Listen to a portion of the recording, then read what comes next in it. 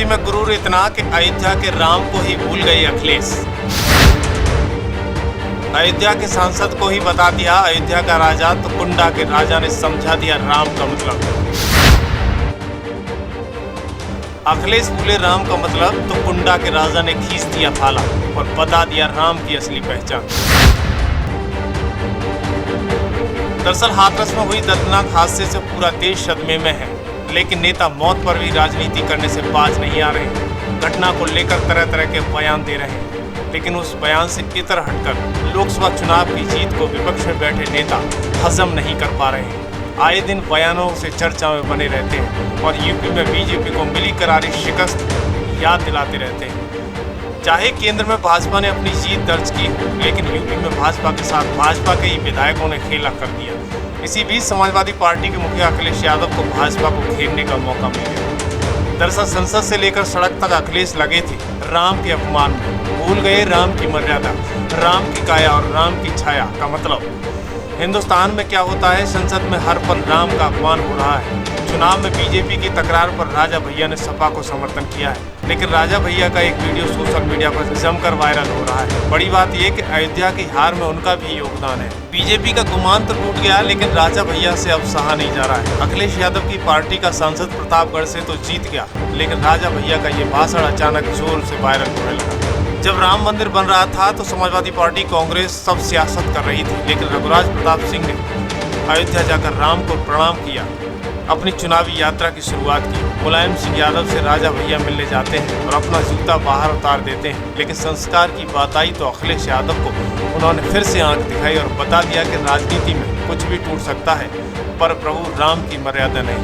देखिए ये video social media पर रघुराज प्रताप सिंह और राजा भैया का ये वीडियो जमकर वायरल हो रहा है। श्रीमान, हमारे सदन की कार्रवाई पूरे देश में और यहाँ तक विदेशों में भी देखी जाती है, लाइव टेलीकास्ट हो रहा है। कुछ बातें यहाँ पे गलत कही गई हैं, सत्य से परे कही गई हैं, और कुछ आधी अधूरी बातें करी गई हैं, जिससे बाहर एक भ्रम और भ्रांति वाली स्थिति भी बनती है।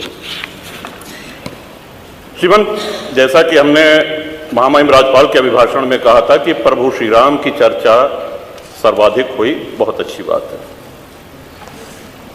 डॉक्टर लोहिया को मानने वाले लोग भी ये मानेंगे कि डॉक्टर लोहिया ने जन सामान्य को भगवान श्री राम के आदर्शों पर चलने की प्रेरणा देने के उद्देश्य से प्रतिवर्ष रामायण मेले का आयोजन किया करते थे।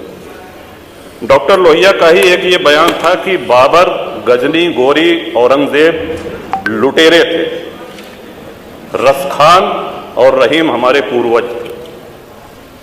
श्रीमान, ये बात यहाँ पे इसलिए कहना आवश्यक हो रही है कि पिछले कई दिनों से हम देख रहे हैं कि माहौल बिगाड़ने का प्रयास हो रहा है। हल्द्वानी तक का उदाहरण दिया गया इस हाउस में। सरकार अपनी जगह पे पूरा प्रयास करती है कि हमारे राज्य में कोई उपद्रव न हो, अशांति न हो, लेकिन कहीं न कहीं एक ये आभास हो रहा है हमको कि माहौल खराब करने का एक प्रयास हो रहा है। बात की गई श्री राम जन्मभूमि की, साक्षात भगवान श्री राम ने अवतार लिया। काशी नगरी जो भगवान शिव के त्रिशूल पे टिकी हुई है, जा सुनाम बल शंकर काशी, देत वहीं संगति अविनाशी, और भगवान श्री कृष्ण की जन्मभूमि। श्रीमान, स्पष्ट है ये दीवाल के ऊपर शिखर तोड़ करके गुंबद बना देने से ये गंगा जमुनी तहजीब नहीं होती। वो हमारा आक्रांताओं द्वारा तोड़ा गया है।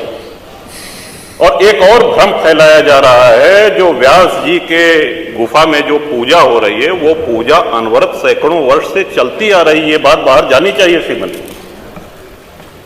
अनवरत सैकड़ों वर्ष से, इस पे सन 93 में स्थानीय प्रशासन ने रोक लगाया, किसी न्यायालय ने रोक नहीं लगाया इसकी पूजा पे।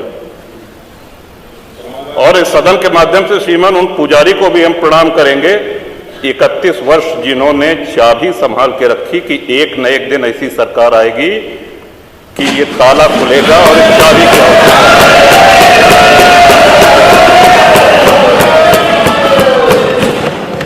अल्लामा इकबाल, फिर वही होता है कि आधा अधूरा बोल दिए जो है पूरा बोलना चाहिए।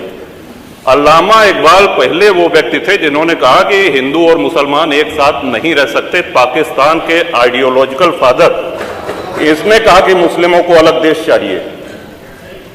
जिन्ना को रास्ता बताने वाले, जिन्ना को उकसाने वाले, और पाकिस्तान के पक्ष में भारत के मुसलमानों ने वोटिंग करी जिसमें 98% लोगों ने कहा कि हिंदू और मुस्लिम साथ साथ नहीं रह सकते। इस बात पे लेकर के बंटवारा हुआ और सारे जहां से अच्छा जो कविता सुनाई गई वो अधूरी है। 2 पंक्ति उसकी हम भी सुना दे रहे हैं कि ए आब रूद गंगा वो दिन है याद तुझको, उतरा तेरे किनारे जब कारवां हमारा। कि गंगा के वो मैदान तुमको याद है जब हमारा कारवां उधर से आक्रांताओं का कारवां आया था। ए आब रूद गंगा वो दिन है याद तुझको, उतरा तेरे किनारे जब कारवां हमारा। चीनो अरब हमारा, हिंदुस्तान हमारा, मुस्लिम है हम, वतन है सारा जहां हमारा। ये है, ये तरानाए मिल्ली की पंक्तियां हैं, अल्लामा इकबाल ने 1910 में लिखी थी जीवन। हम ही क्या धर्मार्थ देते रहेंगे, सभी कुछ हो मौन सहते रहेंगे कि धर्म को देंगे बल अन्य जन भी, तजेंगे तो क्रूरता छल अन्य जन भी। श्रीमान, हिंदू तो सर्वसमावेशी है। किसको आश्रय नहीं मिला, किसको आसरा नहीं मिला? यहां पे जो भी संकट में आया उसको हमने अपनाया। कभी किसी हिंदू ने नहीं कहा कि हम मुसलमान के साथ नहीं रह सकते हैं। उल्टा जब बंटवारा हुआ, धर्म के आधार पर हुआ, पाकिस्तान बना, जो मुस्लिम वहां जा रहे थे हिंदुओं ने उनको रोकने का काम किया कि आप रहिए हमारे साथ, भाई भाई बन के रहिए। इस संवेदनशीलता को रसखान जी, अब्दुल रहीम खान खाना, इनके आदर्शों पे चलेंगे तब अच्छा वातावरण, अच्छा माहौल बनेगा। अगर बाबर और औरंगजेब की अनुसरण करेंगे, उनका अनुकरण करेंगे, तब तो शांति की कोई गारंटी नहीं। मैं फिर से पुनः बधाई देता हूं, इस बजट का समर्थन करता हूं और माननीय योगी जी की सरकार को बधाई देता हूं। और ये हम लोगों का सौभाग्य है, इस पीढ़ी का सौभाग्य है कि अपने जीवन काल में भगवान श्री राम के भव्य मंदिर का और मेरा ये भी मानना है कि आदि शंकराचार्य के बाद अगर कोई सनातन उत्थान का और हिंदू उत्थान का कार्य कर रहा है तो श्रीमान नरेंद्र मोदी जी।